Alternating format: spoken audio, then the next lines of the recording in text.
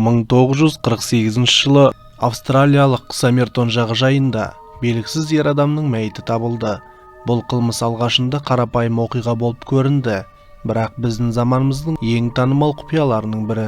Тіпті 70 жылдан кейін де ешкім таба алмады. Әлемде көптеген ашылмаған жұмбақ қылмыстар бар. Оларда жауаптардан гөрі сұрақтар әлдеқайда көп. Бірақ тамам шут немесе саммертондық жұмбақ адам ісі деп аталатын іс ең танымал қылмыстардың біріне айналды. Түсініксіз дәлелдер, болған оқиғаның әртүрлі нұсқаларының көптігі және тергеудегі прогрестің толықтай дерлік болмауы қылмысты құпиялай түсті. Достар, арнаға жазылып лайк пен комментарий жазуды ұмытпаңыздар. Тамам шут ісінің тарихы 1948 жылдың 1 желтоқсанынан басталады. Австралияның Аделаида қаласындағы Саммертон жағажайында адамдар белгісіз адамның денесін тапты. Бойы 180 см болатын қоңыр көзді ақшыл жігіт қымбат костюм мен ақ көйлек киген заттарының арасында тоқылған жемпірмен күрте болған. Қазірдің өзінде алғашқы сараптама полицияда сұрақтар туғызды. Біріншіден, марқұм жергілікті климатқа тым жылы киінген. Оның үстіне киіміндегі барлық этикетка белгілері кесілген. Бұл айғақтарды жасыру әрекетінің көрсетеді. Оған қоса оның қолында ешқандай құжат болмаған. Ал ер адамның қалтасынан Хенли Бичке дейін пайдаланылмаған пойыз билеті мен бір қорап темекі табылған. Бір қызығы, қорапта басқа маркадағы темекі болған. Әрі қарай тексеруде марқұмның аяғы деформацияланғанын байқаған, яғни ұшы үшкір аяқ киім киетін болған және оның балтыр бұлшық еттері жақсы дамығанын көрсетті. Бұл ер адамның жүгіріп жүргенін немесе балет билейтінін көрсетеді. Оның денесінде зорлық-зомбылықтың ізі болмады. Бірақ сараптамадан кейін тергеушілер өлімде әлі де зорлық-зомбылық болғаны туралы бір жақты қорытындыға келді.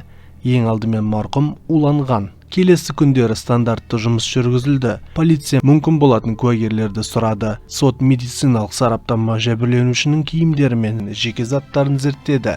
Тергеушілер болжам жасап, жаңа дәлелдер іздеді. Бірақ тергеу ілгерілеген жоқ. Бірнеше куәгердің 30 қараша күні кешкісін мәйіт табылған жерден алыс емес жерде өлген адамға өте ұқсас адамды көрген туралы айғақтары ғана болды. Марқұмның жеке басын анықтау үшін полиция ер адамның суретін таратып, саусақ іздерін де алды. Бірақ бұл шаралар күткен нәтиже бермеді.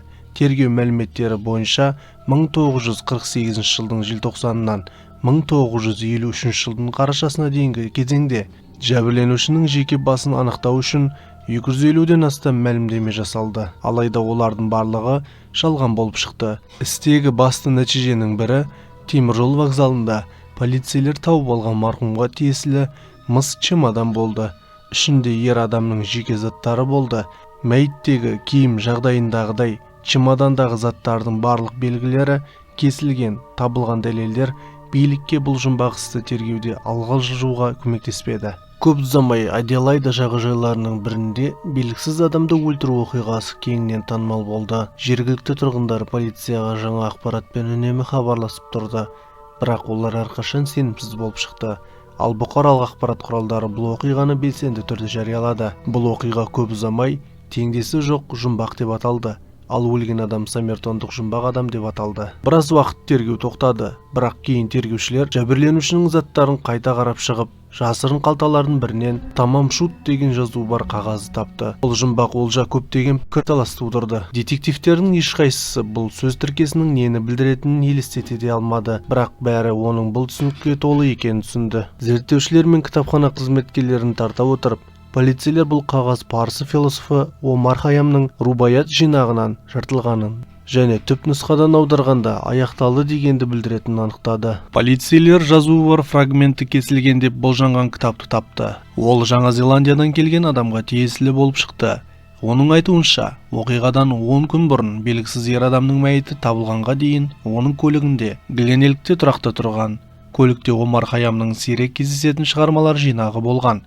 Куәгердің айтуынша, оның бұл оқиғаға қатысы жоқ. Кісі өлтіру және кітаптың кімге тиесілі екенін білмеді. Сондықтан ол табылған нәрсеге мән бермеді. Бірақ бұл детективтер арасында күдік тудырды. Өйткені көлікте қымбат және сирек кездесетін кітаптың кенеттен пайда болуы кез келген адамды ескертеді. Бірақ куәнің іске қатыстылығының дәлелі табылмады. Басылымды тексере келе полиция артында мағынасы ешқашан шешілмеген бірнеше оғаш жазуларды тапты. Мұқият сараптамадан кейін сот-медициналық сарапшылар бұл сөздердің мағынасыз әріптер жиынтығы болуы мүмкін, немесе оларда із қалдырылуы мүмкін, бірақ оларды шешу мүмкін емес деп хабарлады. Сонымен қатар кітаптың артқы жағында телефон нөмірі де болған. Кейінірек белгілі болғандай аты жөні ешқашан жарияланбаған Аделайдадағы медбикеге тиесілі болып шықты. Жауап алу кезінде ол бұл басылымның бұрын өзіне тиесілі екенін, бірақ кейінірек ол жинақты досы Альфред Боксалға сыйлағанын айтты. Сондай-ақ әйел 1948 жылы көршісінің айтуы бойынша белгісіз ер адам одан ол туралы сұрағанын, бірақ бұл ақпарат расталмағанын айтты. Полиция Боксал бейтаныс адамды өлтірді деп болжады, бірақ куәгерге Саммертондық жұмбақ адамның гипстелген мүсінін көрсеткенде ол оны танымады. Айқын дәлелдер мен нақты фактілердің жоқтығына қарамастан, полиция мен қоғам болған оқиғаның бірнеше нұсқасын алға тартты, бірақ олардың ешқайсысы расталған жоқ. Марқұмның барлау қызметімен байланысы болуы мүмкін. Өйткені кейбір ақпарат алу оны КСРО құпия қызметтеріне беру үшін Австралияда болған және кейінірек құпиясыздандырылып жойылған деген болжам болды. Аделайданың Вумера маңындағы австралиялық полигон сол жылдары жасырын әскери операциялар жүргізілді. Осы себепті келуі мүмкін деген ой туады. Сонымен қатар Альфред Боксал медбикеден Омар Хайямның кітабын алған адам да барлауда қызмет еткен және марқұммен байланысты болуы мүмкін деген нұсқада болды. Оқиғаға құпия қызметтердің қатысы бар екенін көрсететін қосымша дәлелдер болды. Яғни ақш-тың қазынашылық хатшысының көмекшісі Гарри Декстер Уайттың өлімімен байланысты болуы да ықтимал. Ол да тыңшылық жасады деп айыпталып, уланып өлген еді. Магнуссондар отбасының жұмбақ оқиғасымен байланысты 49 жылы маусымда Саммертон маңынан 2 жасар баланың денесі табылды. Жақын жерде табылған оның әкесі Кит Магнуссон ауыр халде болды. Кейінірек жабық психиатриялық мекемеге түсті. Бұл іс кең қоғамдық наразылық тудырды. Бірінші кезекте детективтер баланың қайтыс болу себебін анықтамағандықтан ресми нұсқа бойынша өлім зорлық-зомбылық болған. Сонымен қатар Кит Магнуссон ауруханаға түскеннен кейін оның әйелі құқық қорғау органдарына жүгіне алмай, оны қудалаймыз деп қорқытқан. Белгілі болғандай, Кит Магнуссон бұған дейін Саммертондық жұмбақ адамды бірнеше жыл бұрын оңтүстік Австралияның Ренмарк қаласында бірге жұмыс істеген Карл Томсон есімді адам екенін дәлелдемек болған. Алайда бұл ақпарат та расталмады және детективтер Кит Магнуссонның әйелімен болған оқиғаны біреудің қатыгез әзілі деп есептеді. Австралияның Мосман қаласында Саммертондық жұмбақ адамды өлтіруден бірнеше жыл бұрын Сингапурдан келген Джозеф Маршалдың мәйіті табылды. Тергеудің ресми нұсқасы бойынша ол өз-өзіне қол жұмсады, бірақ оның уланғандығы туралы теория бар. Бірақ тергеушілер екі қылмысты байланыстырған басты нәрсе Маршалдың жанынан Омар Хайямның рубаят жинағының табылуы болды. Өкінішке орай билік бұдан артық дәлел таба алмады. Сондықтан бұл нұсқа көп ұзамай негізсіз деп танылды. Көптеген жылдар бойы тергеу бейресми түрде жабық деп саналды. Бірақ 2009 жылы Аделайда мемлекеттік университетінің бір топ энтузиастары 20 ғасырдың басты құпияларының бірін шешуге қайтадан тырысты. Кітаптың артқы жағында жазылған оғаш сөздерді мұқият зерттеген ғалымдар оның Вернам шифры болуы мүмкін екенін анықтады.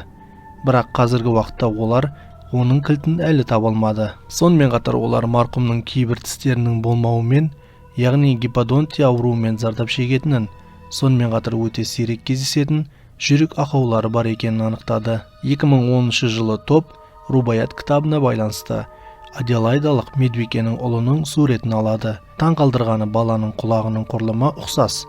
Сонымен қатар гиподонтия белгілер бар екенін анықтайды. 1948 жылы қайтыс болған адаммен жақын қарым-қатынасын көрсетуі мүмкін екендігін біледі. Ол кезде медбикенің ұлы қайтыс болады, бірақ зерттеушілер ДНК-ны салыстыру үшін эксгумация бастауға, бірақ прокурор Джон Рау топтың өтінішін қабылдамайды.